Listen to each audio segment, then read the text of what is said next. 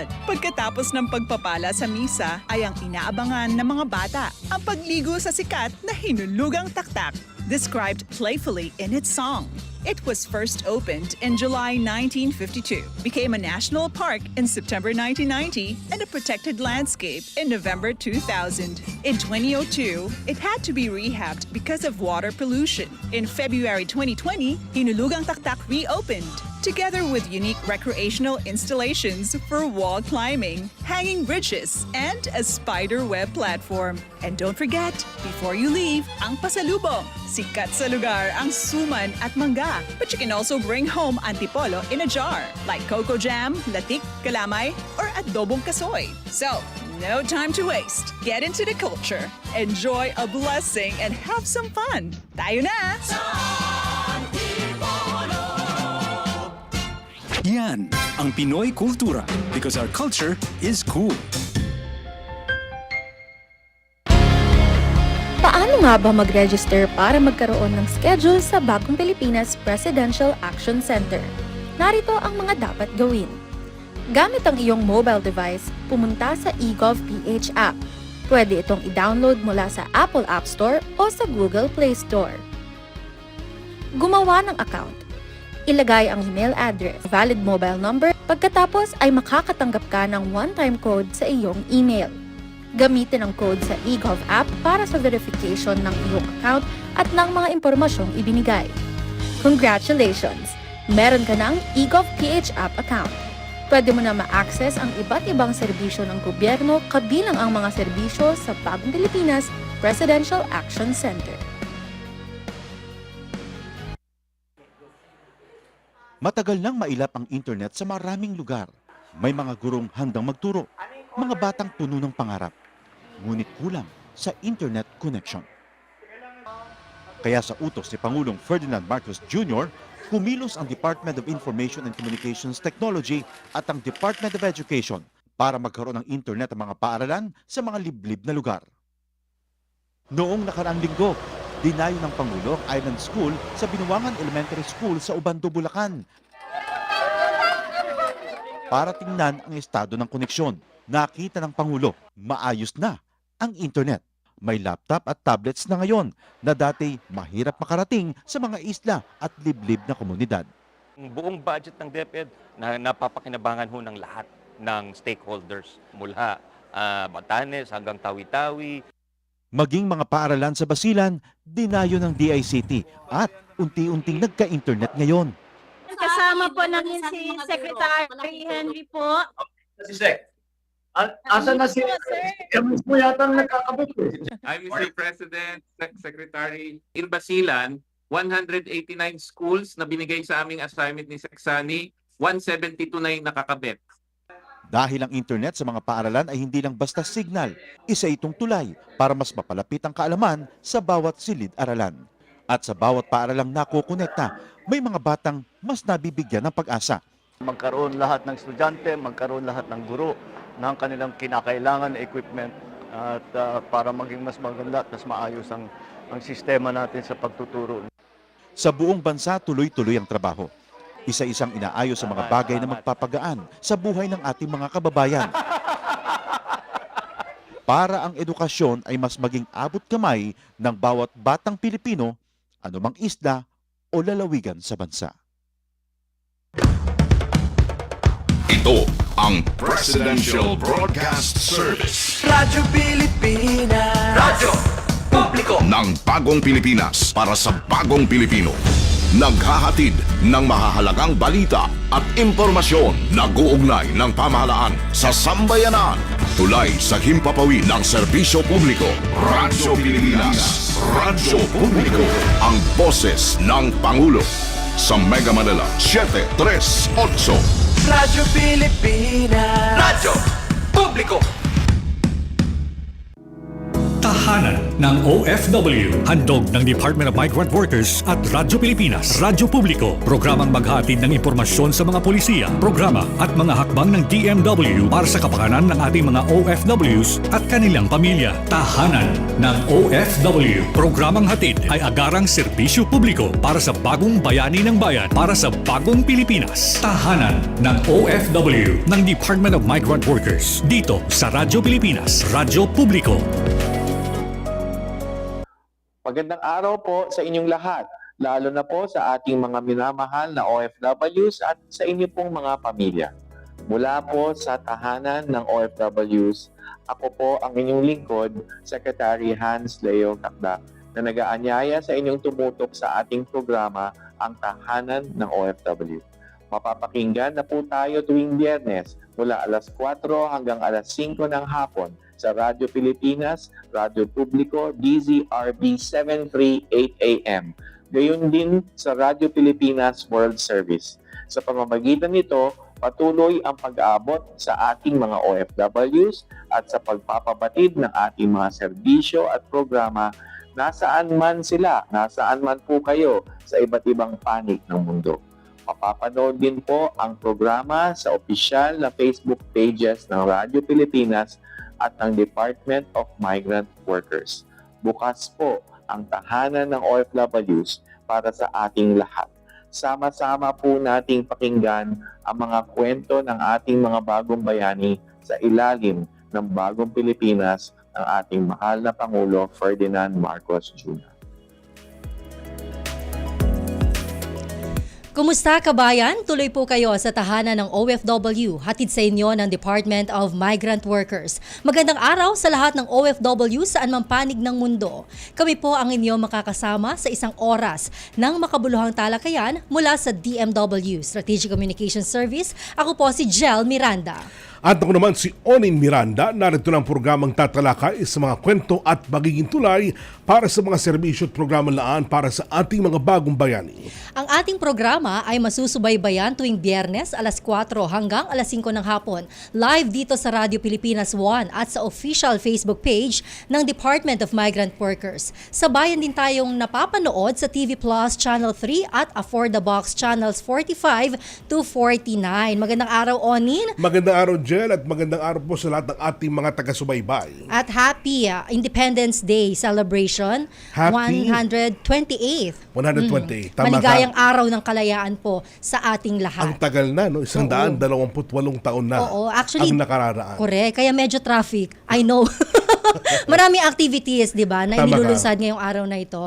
At abangan nyo po yung ating balita tungkol dyan sa mga aktibidad naman na isinagawa ng Department of Migrant Workers. At ang isa sa mga pinakamaraming aktibidad at pinakamaraming gawain ng Department of Migrant Workers, alam natin na sa araw na ito, meron silang inilunsad na jobs fair. Yes, may balita tayo mamaya dyan. Dyan sa Robinson's Galleria. Abangan nyo mamaya mga kaibigan ng aming pong balita kaugnay po yan at abangan nyo pa ang iba pang mga kaganapan dito sa ating pong programang Tahanan ng OFW.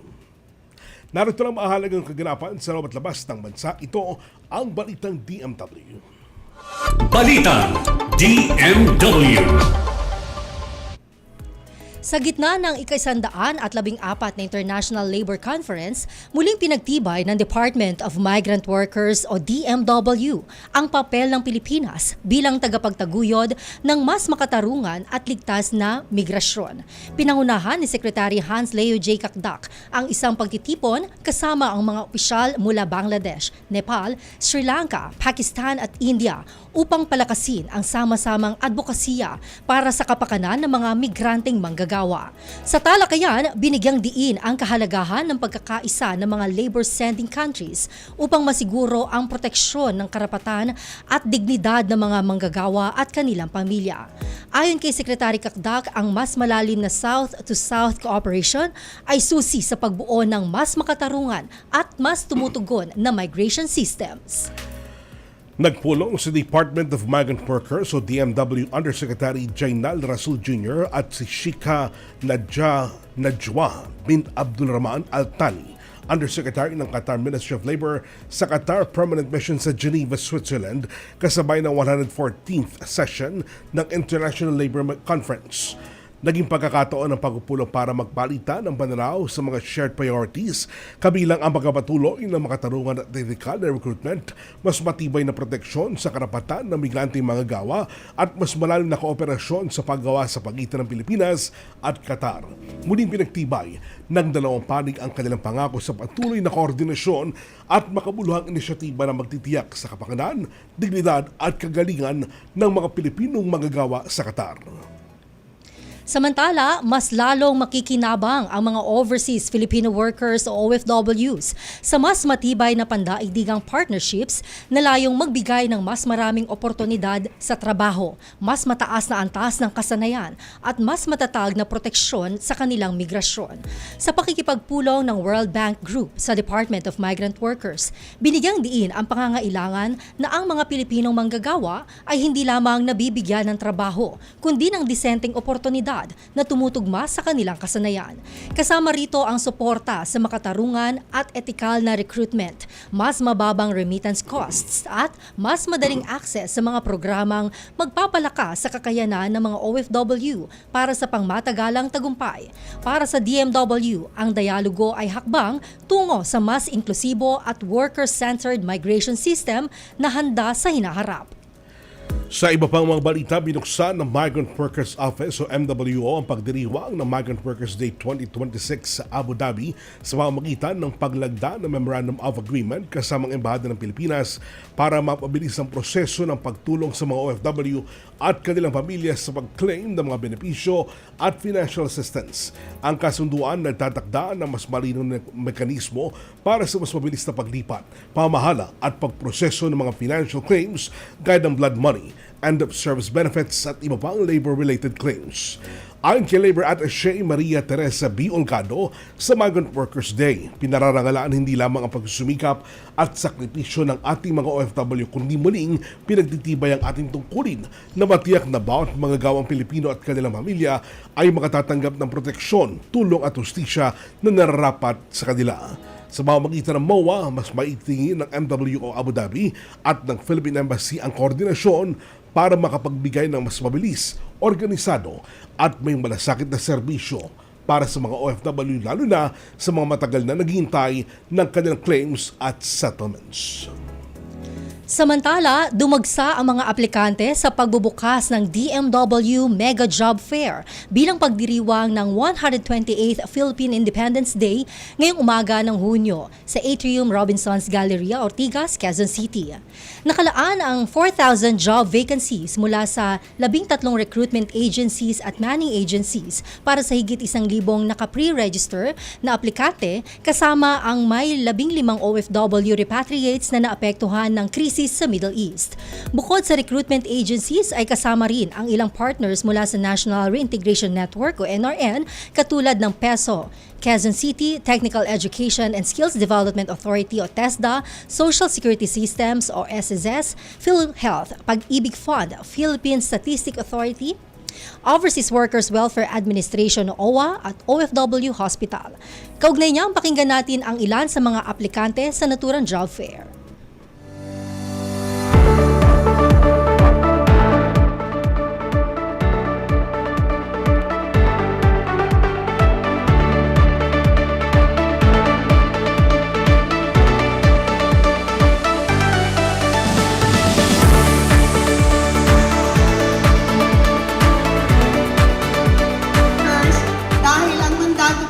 ng DMW ay tulungan kayo na magpunta sa isang maayos na pathway, mabigyan kayo ng sapat na patnubay at mabigyan po kayo ng magandang trabaho.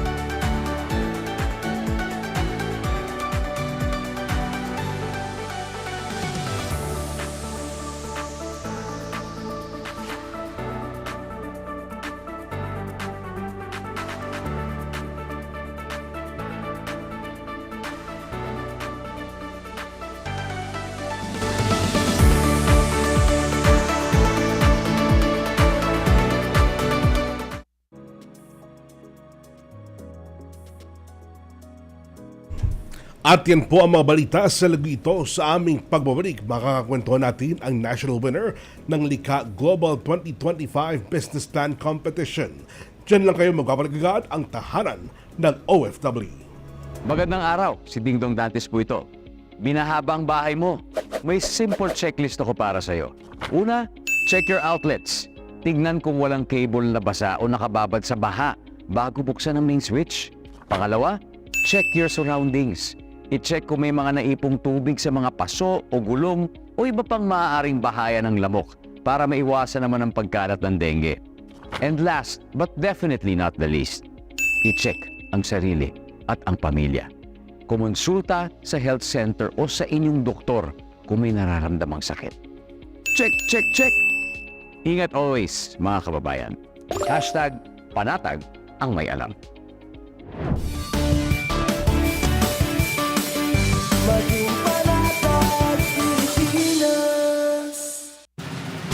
Kasaysayan, kalayaan, kinabukasan. Tutukan ang mga pinakabagong balita at mahahalagang kaganapan mula sa iba't ibang panig ng bansa ngayong Araw ng Kasarinlan, Araw ng Kalayaan 2026. Radyo Pilipinas, Radyo Publiko, Special Coverage. This is a public service announcement. Discipline is the key. Umiwas sa aksidente sa daan. Ang pagmamaneho ay may kaakibat na responsibilidad, hindi basta mapaandar lang ang sasakyan. Kilatisin ang sarili, ang kahandaan sa manibela, siguruhing inyong konsentrasyon ay hindi magagambala. Importante rin na ating laging isipin, init ng ulo ay huwag pairalin, bagkus kaligtasan ng lahat ang siyang dapat unahin. Isang mahalagang paalala mula sa Presidential Broadcast Service at Radyo Pilipinas, Radyo Publiko, 738. This is a public service announcement. Public service announcement from PBS, Presidential Broadcast Service at Radyo Pilipinas, Radyo Publiko, 738. Radyo Pilipinas is on Viber. Viber. One tap and swipe. Nandyan na lahat. Receive credible news and information. Pati mga trending topics at videos. Sure na meron dito niyan. Stay on track with Radyo Pilipinas on Viber.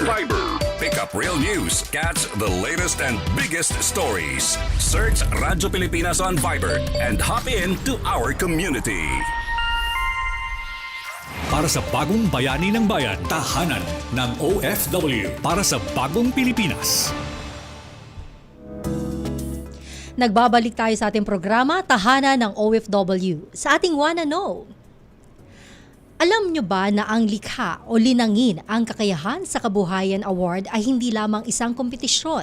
Ito ay isang business plan competition at livelihood startup program ng Department of Migrant Workers at ng National Reintegration Center for OFWs na naglalayong tulungan ang mga OFW at kanilang pamilya na makapagtayo ng sariling negosyo dito sa Pilipinas. Sa pamamagitan ng likha, nabibigyan ng pagkakataon ang mga OFW na maisakatuparan ang kanilang mga ideya sa negosyo at magkaroon ng mas matatag na kabuhayan sa sariling bayan. Dumako tayo sa Ikwento Mo, Kabayan. Kabayan. Matapos ang halos 2 dekada ng pagtatrabaho sa Qatar bilang administrative manager, umuwi si Marisol P. Amihan dala hindi lamang ang tagumpay ng isang OFW, kundi pati ang mahalagang aral, disiplina at karanasang nais niyang ibahagi sa kanyang mga kababayan.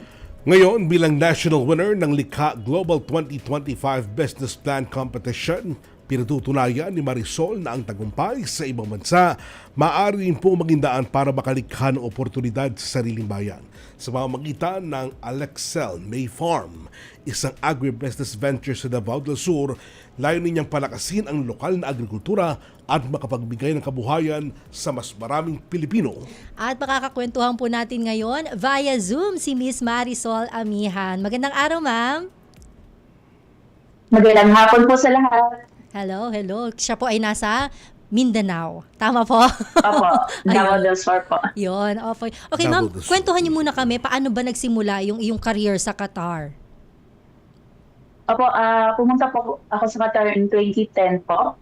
Nag-work po ako that time as an accountant. And then later on, nag-work ako sa construction as a QA/QC administrator. Okay. So, and then it lasts for 15 years ako sa Qatar. And then 18 years as a OFW. 18 years, oo nga. Pero before ka nag-Qatar, ano yung trabaho mo naman dito sa atin? Accountant po. Nag-work ako sa Manila for 8 years. 8 years ako sa Manila, sa Makati. Makati po. Ano yung nagtulak sa'yo na magdesisyong simulan ang Alexel May Farm? Opo, it's part po talaga na integration to. And then, talagang nagkaroon ako ng parang binago ko yung mga priorities ko nung na-stranded po ako dito ng COVID ng 2020. Supposedly, yung 1 month magiging vacation is naging 8 months. And during that months is doon ko na-realize, di ba nauso yung mga plantita. Sabi ko, sarap nga pala tumira sa farm. So we used to stay po sa Davao Oriental. I grew up there. And then sabi ko, punta natin yung lupa ni Papa sa Davao del Sur. Kasi parang gusto kong tumira sa farm. And then, nagkaroon din ako ng idea kasi nag-visit ako ng farm sa grade school classmate ko na ginawa niyang TESDA accredited school. And sabi ko, hindi pala ako ma-board pag nasa farm. I can do it kasi since active ako, gusto ko na gusto ko mag-work at the same time, may gagawin din ako for the community. So doon ko nagsimula yun. In 2020. 2020. Pero nakaka-enjoy naman kasi talaga, 'di ba, Ma'am Marisol, yung pagiging plantita. Actually, during COVID din nahilig tayo diyan sa paghahalaman. Pero yung concept ng agribusiness, paano mo nasimulan? Nagawa ako. Since naisip ko yung if I want to go for a farm school, so dapat i-develop ko yung land. And then, nakikita ko na yung, so I'm checking on integrated, paano ko mag-set up na integrated farm, ano yung regenerative farm, permaculture. So, nabago din yung mga, yung the way ko, kung yung pinapanood ko sa YouTube. So, since dati nanonood ako ng movies, but this time, mas okay ako manood ng mga around Swedish chicken, mga beef. So, nagbago talaga yung mental ko towards, and in that span for 5 years.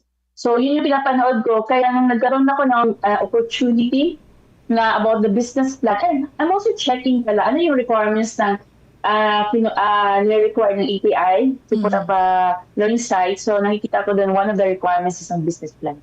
Alright, nako. Talaga palang plantita dahil nasimula mo ang Alexel May Farm at binanggit mong inspirasyon mula sa iyong ina at pamilya. Paano nila hinubog yung pananaw mo sa tagumpay at serbisyo? Ay, opo. Kasi po, lumaki po ako ng only daughter sa mama ko. So, in terms of yung giving back sa mga relatives, sa family, is lumaki po akong ganyan na tumulong sa kapwa kung may pagkakataon po. Okay, so last year, itong Likha Global 2025 business plan competition, paano nyo po nalaman na pwede kayong sumali? Opo, may nag-share sa group namin kasi active kami na Filipino community sa Qatar. So, meron kaming group na tinatawag na OFIM, Overseas Filipino and Investors Movement. So, sinare namin yan. And also grupo ng Ateneo Leadership and Social Entrepreneurship Group. So, nung nakita ko yung link, is inopen ko siya at the end of the day. Sinabi ko, sino pong NRCO? It's my first time na makita ko yung FB page ng NRCO. And then, nung makita ko yung business plan computation, sabi ko nga, kung requirement ng API, yung business plan computation, na-comply ko na siya, and at the same time, may chance ako na manalo sa competition na to. So, after ko na nakita yun, it was posted August 8 of last year, exact date. Naalala ko yun, kasi that's the very day na lumipat kami sa farmhouse namin dito sa Davao del Sur from Oriental. So, very significant sa akin yung day. And then, nakita ko yung post sa NRCO, sabi ko, parang na-align yung stars sa akin na visit. Sabi ko, parang i-imagine ko siya na ito na yung opportunity sa akin na with the farmhouse, anong next to develop the farm. So, I'm really eager na, in the next 2 weeks after noon, talagang tinutukan ko yung mga requirements na ni-require doon sa portal. As in, ginather ko lahat yung information since 2020 na nakita ko and then nilagay ko doon sa application na yan. So very intentional yung pag-submit ko ng business plan. Hindi ko, siniseryoso ko talaga siya, pinaka-career ko talaga siya. Hindi ako lumalabas during weekend. Sabi ko, may ginagawa akong business plan, mag-join kaya kayo. So I even encourage yung community namin to join sa Qatar. So, talagang kinlay mo na ba? Finil mo na ikaw talaga yung magiging winner? Di ba may mga ganon? Yes po. Grabe yung yung visualize ko, yung feel ko. At that time, ongoing yung Likhang Maria. So nakita ko si Renit. So from that time na nagkaroon sila ng yung sa presentation hanggang yung files, doon feel ko yun na, ano kaya okay sila tayo doon.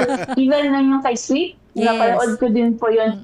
And then, since noon, ini-stock ko na si NRCO at saka BMW for mga postings, lagi ako nag-like, for me to keep updated po. So ano yung naging kahulugan nito para sa iyo bilang isang OFW na nagbalik bayan and then ikaw yung hinirang na grand or national winner? Ay, malaking bagay po. Nung in-announce na ako po yung pinaka-grand winner, na-remember ko, nakagusti si secretary. Sabi ko, ay, hindi na ako mamalik. Sabi ko lang, kasi nasa transition period ako. I'm working online. And sabi ko, hindi na ako babalik. Sabi ko, sisimulan ko na yung sa farm. Kasi, nandito na yung momentum. This is a really big opportunity sa akin. So, I don't want to miss yung opportunity na to. Kaya, I would rather stay at gagawin siya. At the same time, I can still work online. Ayun. Alright. Bilang nanalo ka sapagkat nakuha mo yung national winner bilang ng Likha Global 2025. Kung sakali man na naging taliwas sa inaasahan mo yung pangyayari, mananatili ka ba dyan sa iyong lalawigan? Lalo at sinabi mo pa rin ba? Pagpapatuloy mo pa rin ba ang pagtatrabaho mo abroad? Dahil sabi mo nga kanina, ngayong may bago ka ng pinagkakabalahan at isang malaking kabuhayan itong naibigay sa iyo ng Alexa May Farm, anong gagawin mo? Ano kaya? Kung sakaling hindi ka daw nanalo, ma'am. Hindi ako nanalo. Oo. So it's the same po. Same. Umuwi ako, submit ako ng application ko September 3. Umuwi ako na October 25. Tinawagan ako MW Qatar na selected ako for the December bootcamp. So that means nandito na ako nung nalaman ko nanalo ako. And at that time, it's transition period na ako. This June 30 and last day ko sa work ko sa Qatar. So that means ito na yung dito na ako, mag-decide ako to stay. So, regardless kung manalo ako kung hindi, panalo pa din ako since naging selected ako. Finalist pa rin ako from Qatar. And then, BMW Regional is to help you regardless kung magiging nasa top 3 ka as finalist or even as a returnee OFW, they will help me. Regardless kung di rin ako nag-submit application. But I really feel na second home ko siya si BMW dito. It's my home dito sa regional kasi they're very accommodating at saka malaking support sa akin na BMW Regional after yung ng Manila. Kaya sinishare ko. So even they don't walk the same pathway na duman ako sa Likha Global Competition, they will help the OFWs for if they want to bumalik dito sa atin. Correct. Oo, nakakatuwa yun, sabi nga nila. Even yung mga nakapanayam na natin na mga winners, di ba, sa Likhang Kababaihan, yung maging finalist ka pa lang, winner ka na. Yeah, panalo na yung pakiramdam, di ba, mga Marisol? And speaking of support, shout out kay Ase Kiko. Ayan, nakatutok, nanonood sa atin ngayon. Ayan, batiin mo, mga Marisol, nanonood sa'yo si Ase Kiko. Ikaw, nag-answer niyo po. Nag-message siya akin. Lalo akong kinabahan. Lalo daw siya kinabahan. Nagkita kami ASEC last May 20 during the NRN po dito sa Davao del Sur. Opo, ayun. So yun yung after the awarding. Sa kami secretary. Oo, ayun. Okay. Anyway. After the awarding, so nagkita kami ulit ng May. Alright. Anyway, Amihan, sa'yo pa na raw. Paano ba makakatulong ang mga OFWs sa pagpaunlad ng lokal na agrikultura at kabuhayan po sa mga probinsya? Yes po. stick for example sa case ko po. So, right now, nabigyan po ako ng initiative ng LGU Peso through TESDA training na mag-host ako ng organic agricultural production for 29 days.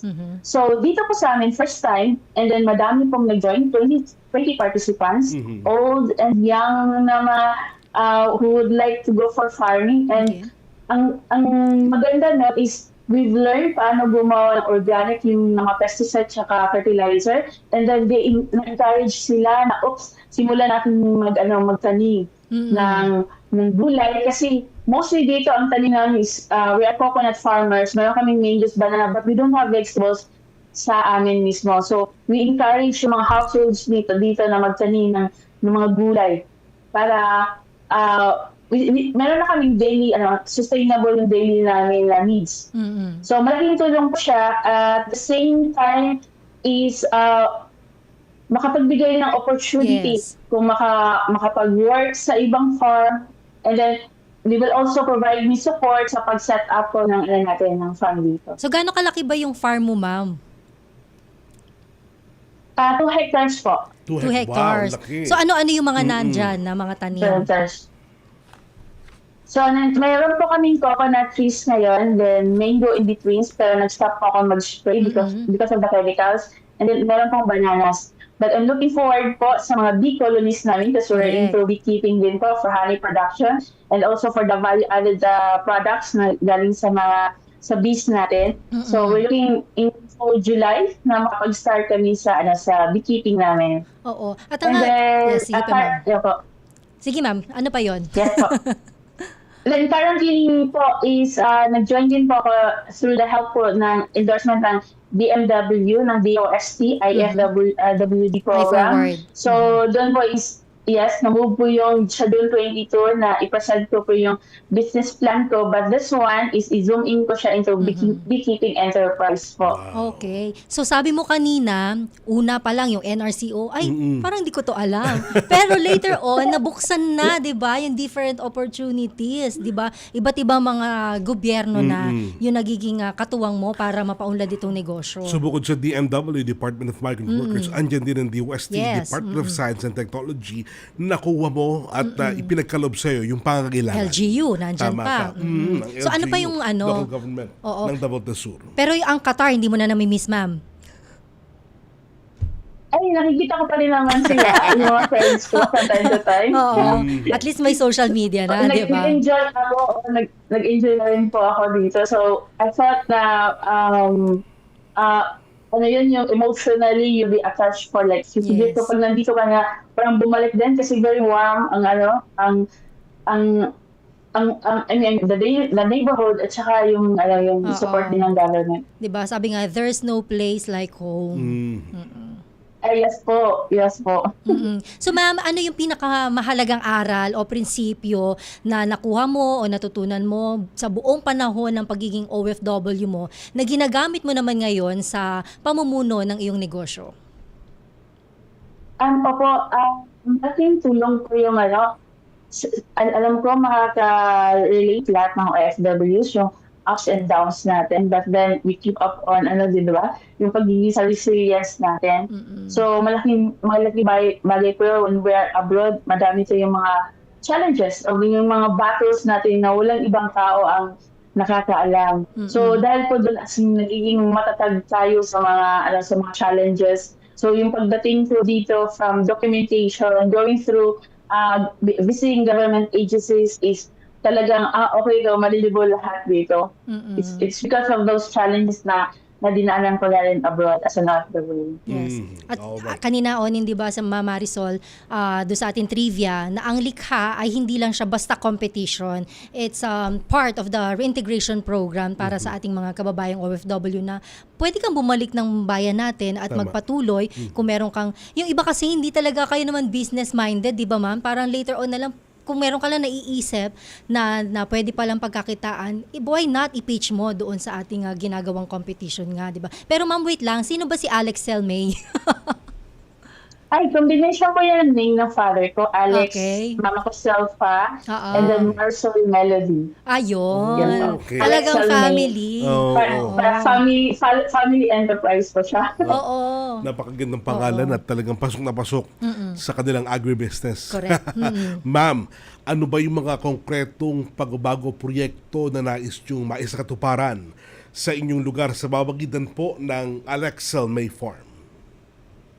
Opo. So, first po, ongoing na yung organic agricultural production namin. So, we're aiming to help these 20 participants na ma-apply din nila sa sarili-sarili nilang farm. Then, at yung sa beekeeping naman po, I'm planning to put up an association for coconut farmers and at the same time for beekeepers. Kasi malaking tulong po yung mga stimulus bees natin to pollinate our coconuts. So, malaking bagay po yun, the association itself po. And then, paano namin i-market din yung mga honeys namin at saka yung mga products. I can provide livelihood sa mga farmers natin at saka sa mga neighbors, even neighboring barangays natin po. Pero ma'am, may naisip ka pa bang other business bukod dito sa agribusiness?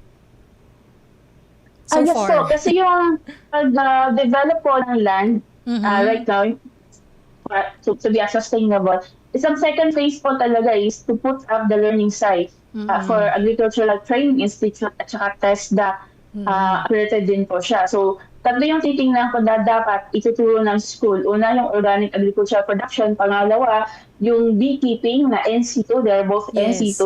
Dito sa Mindanao, wala pa pong NC2 ng beekeeping. Alam ko, nasa Baguio pa. Wala pa din sa Visayas. So, it's very ambitious. But din yung goal ko na sana maging first kami dito sa Mindanao na magtuturo ng beekeeping. And then third po, as an accountant po, magpapa-self-assessment na po ako para magiging trainer na bookkeeping sa NC3 po. And then hopefully po makapagturo po tayo ng bookkeeping sa LGU as a way of, as a community service. And then in preparation po, kasi ang first 2 years ko po ang development stage, but then on 2028, yun po yung to set up a farm school po. Pero in-expect mo ba na magiging negosyante ka? Earlier on po, nag-aaral kami on entrepreneurship, social entrepreneurship. But then po is, hindi ko pa talaga ganun ka yung nag-suggest kung how I'm going to start it. Pero nung 2020, doon ko nakita ko yung TESDA, nandito ako. So yun yung malaking tulong sa akin yung 8 months dito. Yung nakapag-slow down ka, nakapag-isip, and then you set reset mo yung priorities mo. Ano yung gagawin mo? Because it's about time. Kasi since 18 years na rin ako sa abroad. Pero sinet mo ba yung isip mo na yun na maggaano ka katagal dapat na magiging OFW? Kasi 18 years eh. Yung iba 10 years lang, tapos lumalagpas. Ay, wala po. That's another surprise. Though, ang gusto ko talagang mag-retire at the age of 16, sabi ko, hindi na lang 55, while makalakad pa ako. Hindi na lang 50 na lang. But this one, it's not about sa last year, sabi ko, i-try ko muna umuwi kasi nagbago ang landscape sa work since the COVID, na pwede na mag-work online. Sabi ko, gusto ko makasama yung mother ko na 70 plus age na. It's but about time. Wala na si papa ko. So, kailangan ko umuwi. And then I can work online. And I can work with the farm. So, doon nagbago lahat yun. So, talagang, hindi perfect yung reintegration ko, yung pagbalik ko dito. But one at a time, yung mga challenges is kaya naman.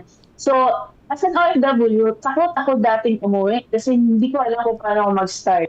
But then, what happened last year is pag-uwi ko, naglinka, yun ang pinaka-life-changing ko. I always, sinasabi ko talaga na life-changing kasi nagbago talaga big time nung pag-uwi ko kasi that really changed di na ako babalik. Dito na ako mag-start, nandito na to. Sign opportunities. And then madami din ako discovery. Even I also share this one sa community namin na nandito yung NRN. Ang laki ka na ng network ng National Reintegration network na makakatulong. So, aside dun sa nabanggit ko na DOST, I was able to, pumunta din ako sa TESDA, sa DOLE. So, ang dami ko ng, pinuntahan, Department of Tourism for possible farm tourism. There's an added one. So, Department of Agriculture, meron bang chance sa'yo? Ang DA, ma'am, Department of Agriculture. Yes po, napuntahan ko na po. Nabisita na rin po ako dito ng Regional Director ng Operations. Wow. So, ganun po tayo ka-active. Sadyang makulit po ako pag nagpapakila. Even ang munisipyo po namin dito ng LGU.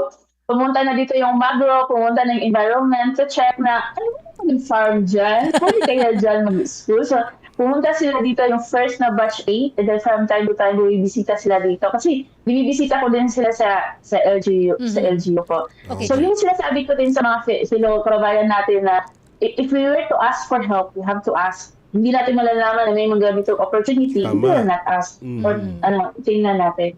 Kwento mo nga sa amin, Ma'am Marisol, kasi during the Likha Global Competition, hindi lang to basta nag-pitch kayo, di ba, ng business proposal, pero tinuruan din kayo, may mentoring and coaching din doon, di ba, ma'am? Yes, during the bootcamp. Yon. Yeah, it's actually 2 days. So, we dig deep dive dun sa mga business plan namin. They discuss yung mga 9 blocks or 9 building blocks ng business plan canvas. At saka ano yung mga details doon na paano mo i-market yung products mo, ano yung mga resources mo, and then even yung mga financial projections from mga costs. So, it's really very helpful sa lahat ng participants or even me na amaze ako. And then, we also have the chance na visit yung DTI sa Makati, DMW office, sa PSE, at saka sa SEC po. So, hindi namin makakalimutan yung up until now po, nag-uusap-usap ang mga Likha Global finalists para isa din po kami buong pamilya. Namimiss po namin ang isa't isa. Alright, talagang kompleto, ma'am, at talagang pasok na pasok sa iyong panlasa at galing ang mga negosyong pinasok mo, ma'am, lalo na itong Alexa May Farm. Ma'am Marisol, paano ba pinaparatili ang inspirasyon at lakas ng loob sa gitna ng mga hamon ng pagnenegosyo at pagbabalik sa Pilipinas? Ako, maganda pong tanong yan. Kasi napagit ko sa mga friends ko na I really feel na parang na-burn out before even I started. But then, nandun yung puso ko sa project ko na kaya kong gawin to. With my experience abroad, gagamitin ko yon as my asset na into leading a project.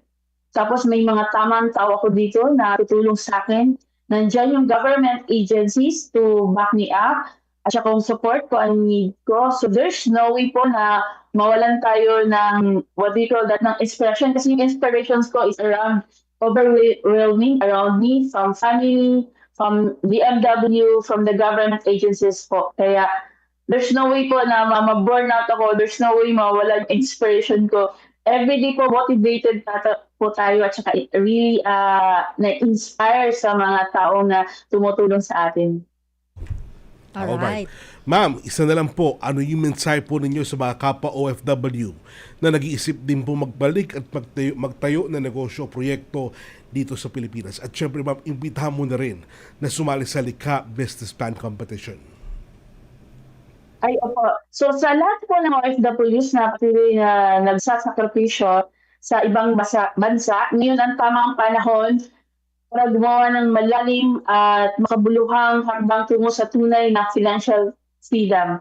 So habang malayo tayo sa pamilya, gamitin natin ang pagkakataong ito para mag-ipon, magplano, at maghanda para pag-uwi natin sa Pilipinas, hindi lang tayo basta umuwi, kundi bumalik na may direction at opportunity.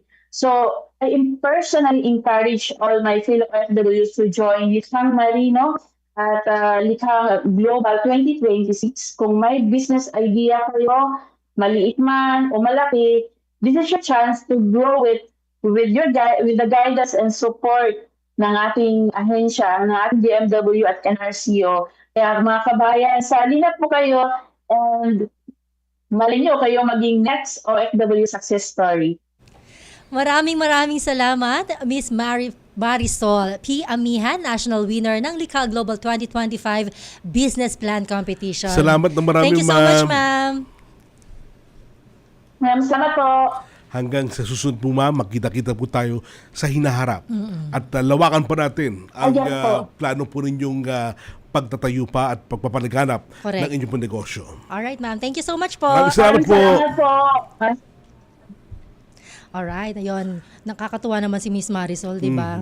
Actually, nakita natin yung awarding nito last December. At nakaka-proud at nakakatuwa na talaga yung mga OFW nakita mo ngayon bumalik sa Pilipinas, may sarili ng negosyo. At nakakatuwa rin na isipin na hindi lang pala iisang sangay ng ating pamahalaan na nakatulong sa kanya. Bukod sa Department of Migrant Workers, andyan Iba't iba din na. ang Department of Science and Technology, andyan ang Department of Tourism, ang Department of Agriculture, nandyan. Lahat na, di ba? Lahat. Talagang pumasok at talagang sumubaybay sa kanyang pagnenegosyo. Kaya nga, walang sa kanyang pagnenegosyo, walang tapon. Lahat ay nakalap at natipon niya. Ayun. Okay, so ngayon naman pakinggan po natin ang ilan sa mga panayam ng mga aplikante sa ginanap na job fair kaugnay ng pagdiriwang ng 128th Philippine Independence Day sa Robinsons Galleria Ortigas, Quezon City.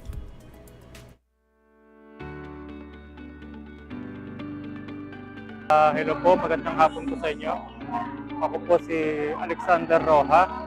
Galing po ako ng Qatar. Nagtrabaho po ako doon bilang local purchaser, material controller. Dumating po ako dito sa Pilipinas noong April 3. 2 buwan na nakakaraan. Nakita ko po sa balita itong activity ng BMW. So, sinadya ko po talaga ito from Quezon City para at least makakita ng mga job matching. Malaking bagay din. Well, bilang repat po na dating OFW, malaking bagay siya, malaking tulong dahil natutulungan ang bawat isa na mabigyan ng magandang trabaho. Job, saka makakapamili ka pa kung anong bansa yung available may bibigay sa'yo. Bilang dating OFW, pagka may mga ganito pong activity, programa ang DMW, lalo na kung nandito lang naman po tayo sa Pinas, puntahan po natin, sugyan po natin. At least dito, nakikita natin yung maraming agency pati at makikita natin yung mga available na trabaho. Well, maraming salamat din po sa inyong lahat. Ako po si Alaina Ismail Gampong po. Nagtatrabaho bilang domestic helper po sa Kuwait. Napauwi ako noong April 2, 2026 po. Kung sakali bigyan ng chance na kung pwede magtrabaho dito. Kung may opportunity po. Sa ngayon, nag-apply ako sa livelihood po. Of course, happy po. Masaya po. Sa aking mga kasama po, mga repat, kung may balak kayo magtrabaho o dito, babalik ng abroad, punta na lang po kayo sa DMW po. Kaya magpa-thank you na rin tayo sa DMW kasi ang daming lang binibigay na opportunity na trabaho dito sa Pilipinas o sa ibang bansa. Maraming salamat.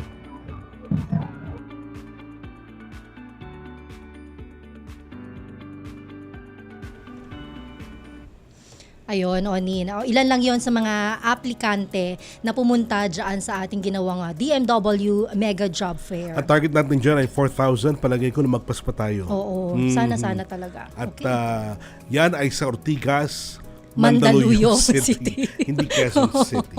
Ayan. Anyway, mga kaibigan, kanina po binabati po namin kayo ng ika-128 taong anibersaryo ng ating pong kalayaan. At sa pagkakataon ito, babatiin ko rin ng Nag-freeze. Si Jel Miranda, nakaarawan niya po ngayon. Wow! Jel, happy birthday. Fresh ko dyan Ayun, happy birthday ko pala. Oo. Thank you so much sa lahat ng ating mga kasama. Of course, sa DMW, maraming salamat syempre sa ating programa dito sa radyo, ang tahanan ng OFW, sa lahat ng ating mga staff na naandyan syempre sa ating tech booth. Hindi ko na iisa-isahin. Thank you so much. At syempre sa pagtsatsaga.